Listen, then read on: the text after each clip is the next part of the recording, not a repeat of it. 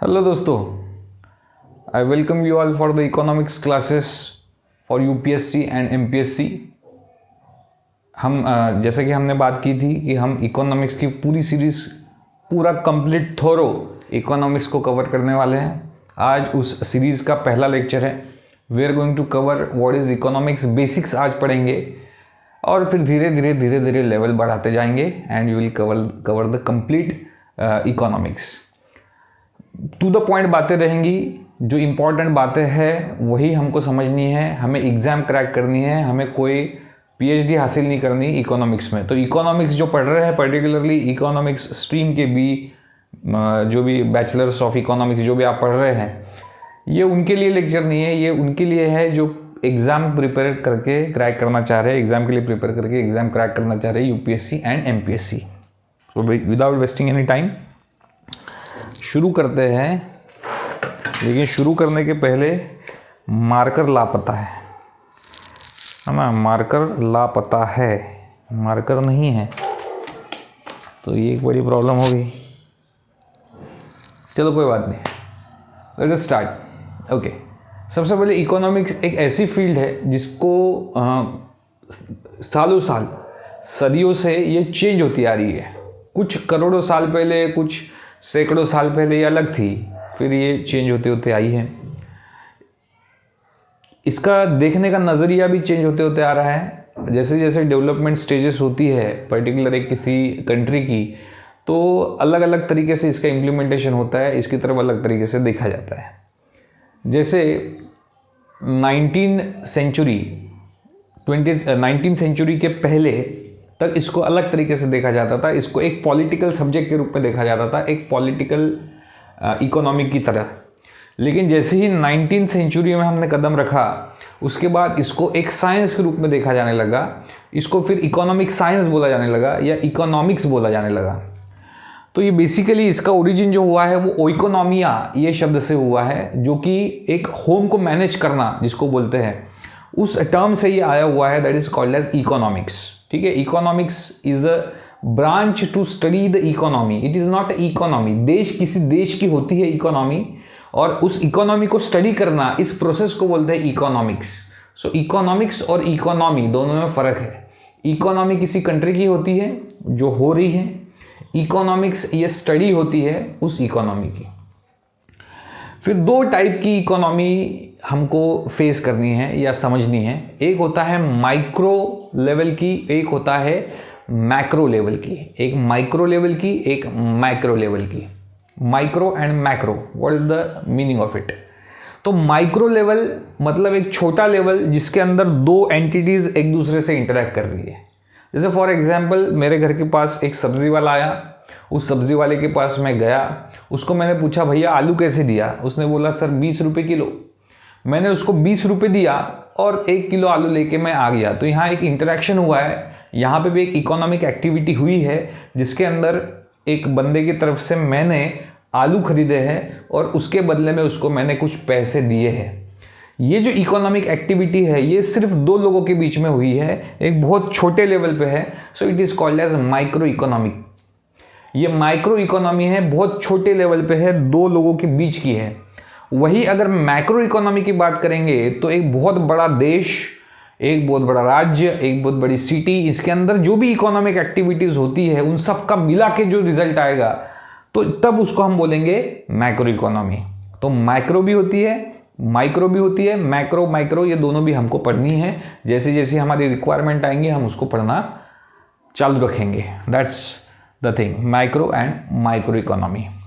अब जब हमने ये समझ लिया है कि मैक्रो इकोनॉमी क्या होती है, तो मैंने जैसे कहा कि देशों की इकोनॉमी होती है, तो हर देश की सेम इकोनॉमी होती है क्या? अगर इस सवाल का जवाब हम ढूंढना चाहे तो वी आर गोइंग टू सी कि हर देश की इकोनॉमी सेम नहीं होती है।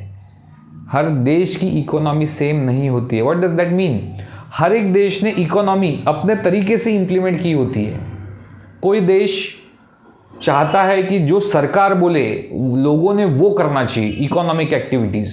कोई देश ऐसा भी सोच सकता है कि सरकार का कोई हस्तक्षेप, कोई रोल नहीं होना चाहिए इकोनॉमी को हैंडल करने में, लोग अपने हिसाब से हैंडल करें। कोई देश ऐसा भी सोच सकता है कि वो कुछ भाग अपने हिसाब से लोगों ने हैंडल करना चाहिए और कुछ इकोनॉमी का जो पोर्शन है वो गवर्नमेंट बताएगी वैसा हैंडल होना चाहिए। तो on the basis of this we can say the interaction और the interference of the governments policy, हम ऐसा बोल सकते हैं कि इकोनॉमी के कुछ टाइप्स बनते हैं। उसमें से जो पहला टाइप है it is called as planned economy. अब ये प्लान्ड इकोनॉमी में जैसे समझ में आता है कि कुछ प्लानिंग हुई है, उस प्लानिंग का इम्प्लीमेंटेशन होने वाला है, दैट इज प्लान्ड इकोनॉमी। लेकिन प्लान्ड इकोनॉमी के भी दो टाइप है, एक है इम्परेटिव और एक है इंडिकेटिव। अब प्लान्ड इकोनॉमी जैसा कि नाम से पता चल रहा है कि गवर्नमेंट प्लान करेगी कि क्या प्रोडक्शन होना चाहिए, इकोनॉमिक एक्टिविटी क्या होनी चाहिए, किस प्रकार से होनी चाहिए, कौन करेगा, कौन उसमें किस रोल को प्ले करेगा, सब चीज़ प्लान्ड होती है, गवर्नमेंट प्लान करती है, उस देश की गवर्नमेंट प्लान करती है।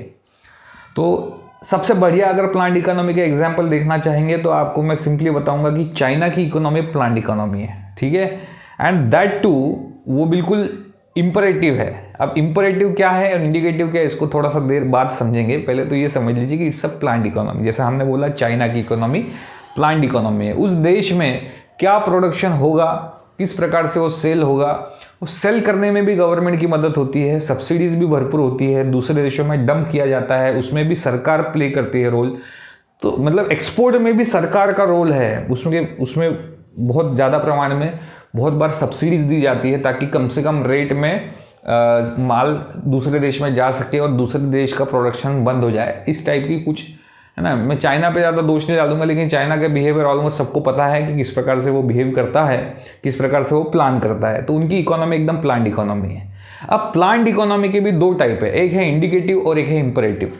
इम्परेटिव का मतलब वो होता है कि अगर डायरेक्टली बोला जाए, जैसे चाइना कर रहा है, चाइना वहाँ के प्रोडक्शन वालों को बोल रहा है कि हाँ इंडिया में अभी पर्टिकुलरली स्टील इंडस्ट्री को हमको डिस्ट्रॉय करना है, स्टील सस्ते में सस्ता बनाइए और डंप कर दी इंडियन मार्केट में। तो ये ऑर्डर मिला कहाँ, चाइना के मैन्युफैक्चरिंग सेक्टर को या फिर जो भी है स्टील का प्रोडक्शन करने वाले लोगों को एक ऑर्डर मिला। तो ये जो ऑर्डर मिला इम्परेटिव, डायरेक्टली उनको बोला गया, तो अब जो भी मैन्युफैक्चरर्स है वहाँ के, उनको सिर्फ यही काम करना पड़ेगा, वो दूसरा काम नहीं कर पाएंगे क्योंकि उनको ऑर्डर मिल गया सरकार की तरफ से और उनकी economy planned economy that to imperative, तो उनको वही काम करना पड़ेगा जो सरकार ने बोला। अब होगा ये कि उनको ये प्रोडक्शन करना है, इंडिया में डंप करना है, इंडिया को इकोनॉमी को डाउन करना है। लेकिन ये सब जो बातें हुई ये किसके कहने पे हुई, सरकार के कहने पे। So it's a imperative economy. अब दूसरी हो सकती है इंडिकेटिव इकोनॉमी। प्लान तो है लेकिन फोर्सफुल नहीं है, मतलब इंडिकेट किया जाएगा। जैसे फॉर एग्जाम्पल कि इस वक्त किसी एक पर्टिकुलर कंट्री को लग रहा है कि हमारे यहाँ पे agriculture product, let us consider कि रबर, ये बहुत अच्छा प्रोडक्शन हो रहा है और रबर में भी पर्टिकुलरली जो टायर के लिए रबर लग रहा है उसकी एक पर्टिकुलर प्रोसेसिंग, रॉ रबर को निकाल के एक प्रोसेसिंग करके जो टायर मैन्युफैक्चरिंग के लिए रबर लग रहा है, वो रबर अगर हमने एक्सपोर्ट किया तो हमारे देश का बहुत फ़ायदा हो सकता। तो ये जो गवर्नमेंट है ये क्या करेगी, ये रबर मैन्युफैक्चरर को बोलेगी कि we are going to give you 50% subsidy on the rubber product, ठीक है। तो 50% सब्सिडी अगर बता रही है तो इंडिकेट कर रही है कि आप ये प्रोडक्शन करिए, एक प्रकार का इंडिकेशन है। उन्होंने ऑर्डर नहीं दिया सबको रबर बनाना है, नो, उन्होंने बोला कि आप अगर सब्सिडी लोगे, आप अगर रबर बनाओगे तो आपको सब्सिडी मिलेंगी जिसमें आपका फ़ायदा होगा और फिर ये एक्सपोर्ट करके इस देश का भी फ़ायदा होगा। तो इस टाइप की जो प्लानिंग होती है उसको बोलते हैं इंडिकेटिव प्लानिंग। प्लान्ड इकोनॉमी है लेकिन ये इंडिकेटिव टाइप की होगी। So this is indicative planning. फिर होती है अनप्लान्ड इकोनॉमी। अनप्लान्ड मतलब बिल्कुल हवा में छोड़ दीजिए, सब कुछ हवा में छोड़ दिया प्राइवेट सेक्टर के पास, जैसे अमेरिका की इकोनॉमी है, बिल्कुल अनप्लान्ड इकोनॉमी है ना। अभी वो मिक्स्ड इकोनॉमी की तरफ जा रही है, बात अलग है, लेकिन जो बेसिक उसका जो फाउंडेशन है वो अनप्लान्ड इकोनॉमी है। वहाँ पे ट्रेन से लेके, प्लेन से लेके, फिर आपका जो डिफेंस सेक्टर है वो भी प्राइवेट हाथों में है। जो भी चीज़ बनानी है, जैसा भी बनाना है, प्राइवेट सेक्टर को बनाना है, अपने हिसाब से उसको बेचना है, प्रॉफिट कमाना है और अपनी देश इकोनॉमी को बढ़ाना है, दैट्स इट। किसी भी प्रकार का हस्तक्षेप रोल कोई भी गवर्नमेंट इसमें प्ले नहीं करेगी। So this type of economy is called as unplanned economy, ठीक है। है ना। तो इसके अंदर किसी भी प्रकार का गवर्नमेंट का रोल नहीं रहता है, ये अपने आप ही चलती है। और इसका परिणाम हमने देख लिया, बहुत बार रिसेशन इसकी वजह से आता है। इसके कुछ डिसएडवांटेजेस है, एडवांटेज भी है, एडवांटेजेस ज़्यादा है, डिसएडवांटेजेस कम है। लेकिन ये इकोनॉमी, हम जानते हैं अमेरिका कितना इकोनॉमिकली डेवलप है, मतलब ये भी एक सक्सेसफुल टाइप की इकोनॉमिक प्रैक्टिस है। That's all about unplanned economy. अब आ गई मिक्स्ड इकोनॉमी। तो सर आपने चाइना का नाम लिया, अमेरिका का नाम लिया, थोड़ा इंडिया का भी नाम लीजिए। आ गया अपना इंडिया आ गया। मिक्स्ड इकोनॉमी जो है, इंडिया में जो इकोनॉमी हम अभी इम्प्लीमेंट करते हैं उस इकोनॉमी को हम बोलते हैं मिक्स्ड इकोनॉमी। अब मिक्स्ड इकोनॉमी में दोनों टाइप आ गए, प्लान्ड भी, अनप्लान्ड भी। तो कुछ सेक्टर हमारे ऐसे हैं जो प्लान्ड चलते हैं, मतलब जिसके अंदर जो गवर्नमेंट बोलेगी या गवर्नमेंट का ही मैन्युफैक्चरिंग, जैसे डिफेंस सेक्टर हो गया। डिफेंस सेक्टर में गवर्नमेंट के अलावा प्राइवेट सेक्टर का कोई भी रोल उसमें प्ले नहीं हो सकता। प्राइवेट सेक्टर डिफेंस प्रोडक्ट्स नहीं बना सकता इंडिया में, तो वो एक प्लान्ड भाग हो गया। लेकिन अगर आप कुछ मैन्युफैक्चरिंग में जैसे प्लाईवुड बनाना चाह रहे या कुछ एग्रीकल्चर प्रोडक्ट बनाना चाह रहे, कोई व्हीकल बनाना चाह रहे, तो ये इसमें आपको फ्री हैंड दे दिया गया है। मतलब आप इसमें आप अपना खुद ही बनाइए, खुद ही बेचिए, प्रॉफिट कमाइए, गवर्नमेंट का कोई भी रोल नहीं रहेगा। साथ में डिफेंस सेक्टर में आप रोल प्ले नहीं कर सकते हैं, प्राइवेट सेक्टर को अलाउड नहीं है। ये दोनों चीज़ें एक साथ अपनी इकोनॉमी में मौजूद है, इसलिए इंडिया की इकोनॉमी को हम मिक्स्ड इकोनॉमी बोलेंगे। है मिक्स्ड इकोनॉमी, दोनों चीज़ें एक साथ मौजूद है, mixed economy. So this is the concept of mixed economy. India is one of the example. ठीक है। अब जितनी ज़्यादा इकोनॉमिक फ्रीडम रहेगी, आप क्लियरली समझ पा रहे हैं कि प्लान्ड इकोनॉमी में इकोनॉमिक फ्रीडम लीस्ट है। क्यों? क्योंकि गवर्नमेंट जो बताएगी वो हमें करना है। तो economic freedom for the individuals और private sector is least in the case of planned economy. लेकिन अगर हम देखेंगे कि अनप्लान्ड इकोनॉमी या जिसको मार्केट इकोनॉमी भी बोलते हैं, उनके अंदर बिल्कुल फ्रीडम भरपूर है, फ्रीडम की कोई कमी नहीं है। तो फ्रीडम कम प्लान्ड से बहुत ज़्यादा अनप्लान्ड, इसमें वैरी हो रही है। और हमारी मिक्स्ड इकोनॉमी कहीं बीच में है, राइट।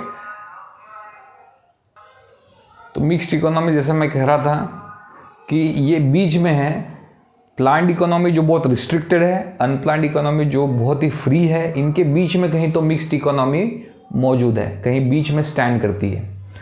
तो ये जो प्लान्ड इकोनॉमी है या अनप्लान्ड इकोनॉमी है, अब इसमें फ्रीडम की बात आ गई, इकोनॉमिक फ्रीडम की। तो प्लान्ड में फ्रीडम कम है और अनप्लान्ड में फ्रीडम ज़्यादा है। इसको मेजर करने का काम एक इंडेक्स ऑफ इकोनॉमिक फोरम अपने सामने प्रस्तुत करता है, प्रेजेंट करता है कि विच इकोनॉमी हैज़ मोर फ्रीडम, है ना। जैसे इंडिया की इकोनॉमी को स्टडी करेगा, देखेगा कहाँ फ्रीडम है, ठीक है। और फिर अगर देखेंगे दूसरी इकोनॉमी जैसे अमेरिका की, उनका क्या फ्रीडम है, तो उनके बारे में इंडेक्स कुछ पॉइंट्स देगा, कुछ रैंकिंग देगा। तो इंडेक्स ऑफ इकोनॉमिक फोरम ये पब्लिश होता है by heritage foundation and Wall Street Journal. ये अमेरिका से पब्लिश होता है और इसमें हमको इकोनॉमिक फ्रीडम दी जाती है, बताई जाती है कि कहाँ ज़्यादा है। अभी लेटेस्ट जो 2020 का इकोनॉमिक फ्रीडम यहाँ पे पब्लिश हुआ है, इंडेक्स ऑफ इकोनॉमिक फ्रीडम, इसमें फर्स्ट रैंक जो है वो सिंगापुर ने हासिल किया है और सेकेंड रैंक हांगकांग ने प्राप्त किया है। तो इस प्रकार से हमें ये पता चलता है कि सिंगापुर हैज़ मोर फ्रीडम, ठीक है। इंडिया जब आज़ाद हुआ था तब इंडिया के पास भी बहुत फ्रीडम थी, पर्टिकुलर इकोनॉमिक फ्रीडम, बिकॉज जो अंग्रेज़ों के ज़माने में हमारी इकोनॉमी थी that was a completely market economy. कोई सरकार का कोई रोल ही नहीं था। अंग्रेज़ आए थे अपना व्यापार करने के लिए, वो व्यापार करते थे और यहाँ के लोग भी करते थे, साथ में करते थे। गवर्नमेंट कोई भी हस्तक्षेप, कोई रोल प्ले नहीं करती थी, कोई सब्सिडी वगैरह देने का कोई सवाल ही नहीं, वो तो अपने से लूटने के लिए आए थे। तो that was a market economy. तो मार्केट इकोनॉमी के बाद जब इंडिया आज़ाद हुआ तब इंडिया सोशलिस्ट इकोनॉमी, मतलब जो प्लान्ड इकोनॉमी है उस टाइप का इकोनॉमी की तरफ चले गए, जैसे चाइना में है, जो गवर्नमेंट बताएगी वो होगा। हमारे यहाँ पे फिर वो लाइसेंस राज वगैरह चला, जिसके अंदर एक पर्टिकुलर सेक्टर के लोगों को, पर्टिकुलर फैमिली के लोग ही मैन्युफैक्चरिंग सेक्टर में या कुछ डेवलपमेंट की तरफ बढ़ पाए। बैंकिंग सेक्टर में भी उन्होंने दबदबा बनाया, पर्टिकुलर फैमिलीज नहीं। सभी लोगों को चांस भी नहीं मिल पा रहा था। तो इस टाइप की इकोनॉमी को भी हमने झेला है। मतलब हम लोगों ने इकोनॉमिक फ्रीडम से लेके, बहुत ज़्यादा इकोनॉमिक फ्रीडम से लेके फिर बहुत कम इकोनॉमिक फ्रीडम, है ना। तो जो ये जो इंडिकेटर होता है इकोनॉमिक फ्रीडम का, जब इसको शो किया जाता है सामने इंडेक्स ऑफ इकोनॉमिक फोरम की रिपोर्ट में, तो सबसे राइट साइड में सबसे ज़्यादा फ्रीडम होती है और सबसे लेफ्ट साइड में सबसे कम फ्रीडम। तो हमारा इंडिया जो है वो सबसे ज़्यादा फ्रीडम से लेके कम फ्रीडम की तरफ चलने लग गया, क्योंकि अंग्रेज़ों के ज़माने में हमको सबसे ज़्यादा इकोनॉमिक फ्रीडम थी, फिर हम सबसे कम इकोनॉमिक फ्रीडम की तरफ चले गए। और उसके बाद अब जब हमको पता चल गया कि 1991 में हमने जब LPG रिफॉर्म्स किए, लिबरलाइजेशन, प्राइवेटाइजेशन एंड ग्लोबलाइजेशन, तब हमने वापस फ्रीडम देना चालू किया। तो 1991 के बाद हम फिर से फ्रीडम की तरफ जा रहे हैं। तो 1947 के पहले पूरी फ्रीडम में थे, फिर लेफ्ट साइड में कम फ्रीडम की तरफ, अब फिर से हम ज़्यादा फ्रीडम की तरफ जा रहे हैं। So this is the journey and this is the case study of India in case of economic freedom. I hope आज का लेक्चर आपको बहुत अच्छा लगा होगा। अच्छा लगा है तो बिल्कुल लाइक करिए, सब्सक्राइब करिए, शेयर करिए। लॉकडाउन के समय में बहुत सारी क्लासेस बंद थी, अभी भी बंद है, और जिनको सही में ज़रूरत है उन तक ये वीडियोज़ को पहुंचना ज़रूरी है। ज़रूर हेल्प होगी किसी ना किसी की। हेल्प करने का काम करिए, शेयर करिए, ग्रुप में शेयर करिए, टेलीग्राम, फेसबुक, जहाँ चाहिए वहाँ शेयर करिए। एडिशनल क्या चाहिए मेरे लेक्चर्स में, प्लीज़ ये भी बताइए। मिलेंगे नेक्स्ट लेक्चर में आगे के टॉपिक के साथ। मैं एक और बात बता दूं, हमारे महाराष्ट्र में देसले सर नाम के एक बहुत प्रचलित टीचर है जिन्होंने इकोनॉमिक्स की जो बुक लिखी है, उसी बुक्स में से मैं रेफ़र करके, एग्जैक्टली वैसा तो नहीं लेकिन उस बुक को रेफ़र करके ही मैं पढ़ा रहा हूँ। तो इनकेस अगर आप लोग इंटरेस्टेड है तो you can by that book. वैसे लेने की ज़रूरत नहीं है, मैं पढ़ा रहा हूँ, आप अपने नोट्स बनाते रहिए, आपको डेफिनेटली फ़ायदा होगा। तो मिलते हैं नेक्स्ट लेक्चर में, तब तक के लिए बाय।